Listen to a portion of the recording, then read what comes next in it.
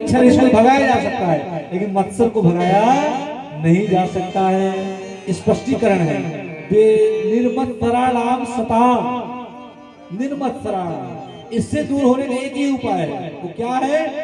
जैसे गंगा जी जब निकलती हैं तो छोटा मोटा कोई अगर पहाड़ पड़ता है तो अपने वेग से उसको प्रवाहित कर देती है। अगर कहीं, लेकिन अपना एक लक्ष्य होना चाहिए कि हमको परमात्मा के पास तक जाना है।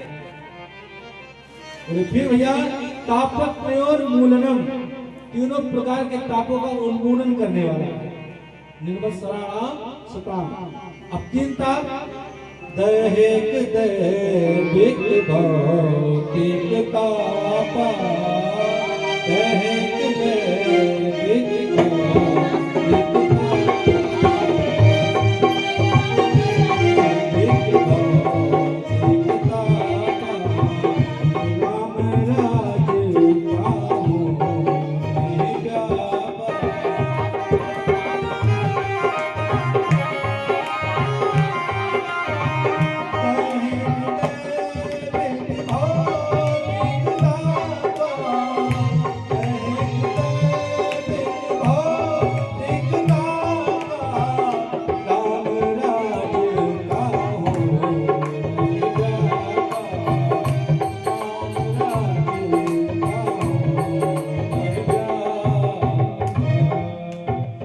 तो हम लोग तीन से ही परेशान है संसार में, लेकिन उससे कोई दूर नहीं हो सकता है।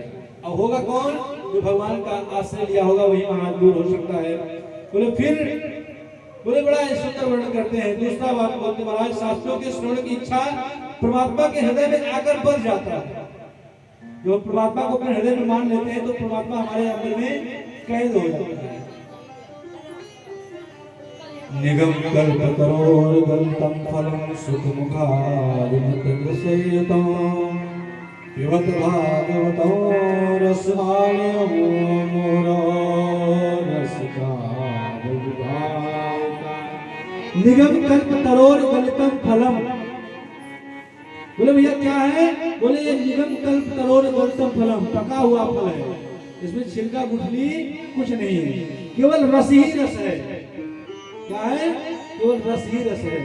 रस आलयम, जैसे विद्यालयम, विद्यालय है वहां विद्या का अध्ययन होता है। अब कोई महाराज विद्यालय जाकर बोले महाराज गरमा गरम चाट पकौड़ी हमको दे दो, कहे महाराज मूर्ख हो गया, अगर चाट पकौड़ी खाना तो भोजनालय पर जाओ। विद्यालय में क्या करने किया है? वहां तो केवल शिक्षा मिलेगा।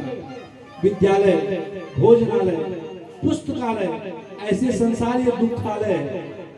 हम लोग यहाँ सुख का अनुभव करने का प्रयास करते हैं कि हमको सुख मिल जाए। अरे सुख मिलेगा कहाँ से? तो है ही नहीं, ये तो दुखालय है भैया, ये दुख का आलय है।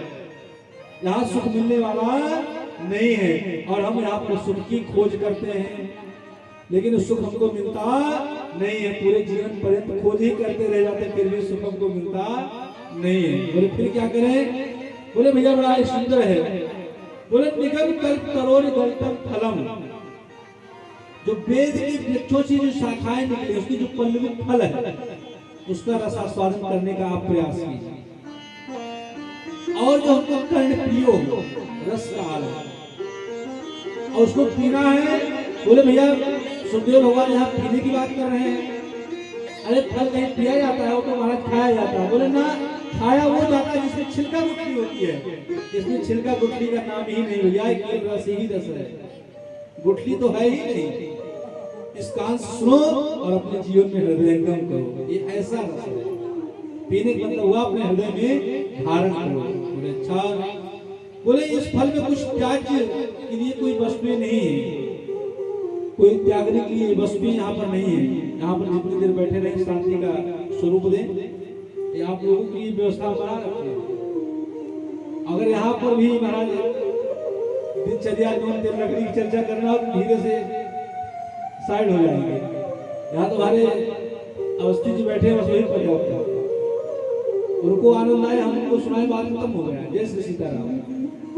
तो ये कथा कभी बाधित नहीं होती है, ठाकुर जी कुछ ना कुछ व्यवस्था बना देते हैं, उनकी स्वरूप है। अब साइकिल से भी आप विश्वा जा सकते हैं, मोटरसाइकिल भी जा सकते हैं, फोर व्हीलर भी जा सकते हैं। व्यवस्था बैठने की अलग हो सकती है, लेकिन रास्ता तो वही है। अब भैया आप फोर व्हीलर से गए हैं कि हमारा घर में फोर व्हीलर से आए हैं, अब कोई मोटरसाइकिल से गया कि भैया मैं मोटरसाइकिल से आया हूँ। रूप अलग हो सकता है लेकिन स्वरूप एक ही है। ऐसी कथा वही है, जिस कथा को वहां पे कहते वही कथा आप यहाँ सुनना हमारा कर्तव्य है कि हम उसको सुने, अपने जीवन में हृदयंगम करें।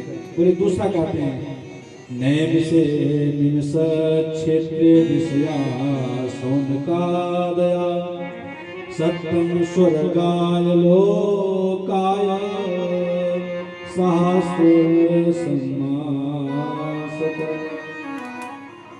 बोले महाराज नैमी सारण्य की पावन सुंदर भूमि क्षेत्र पावन वसुंधरा, बड़े ही सुंदर अद्भुत यहाँ पर 6 प्रश्नों का उत्तर दिया गया है। अगर उस 6 प्रश्नों को हम आप श्रवण कर लेंगे और केवल 6 प्रश्न समझ जाए, समझ लो अपने जीवन के सारा चीज हम अनुभव कर लेंगे, सारे जीवन को हम समझ जाएंगे।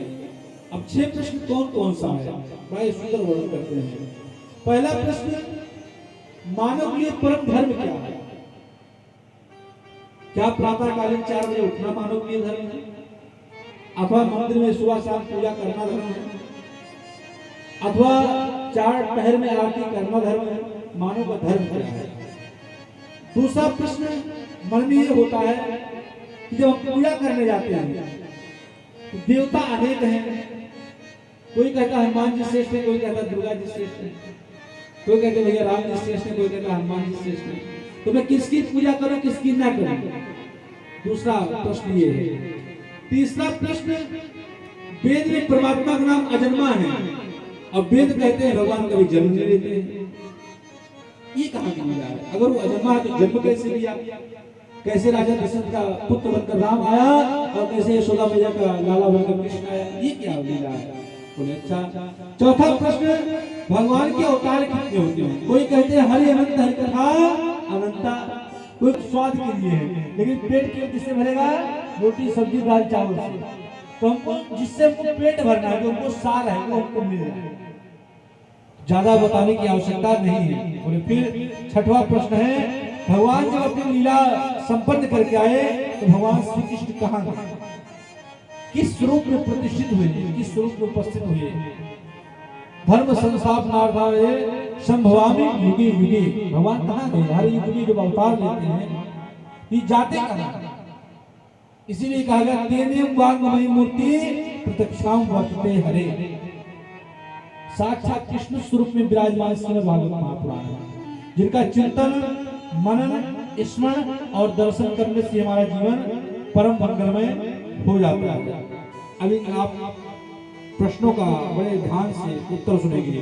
किम से शास्त्र सारा सावतार प्रयोजन किम कर्म केवतास्य धर्मात्म शरणं गता। एक माइक और नहीं है नहीं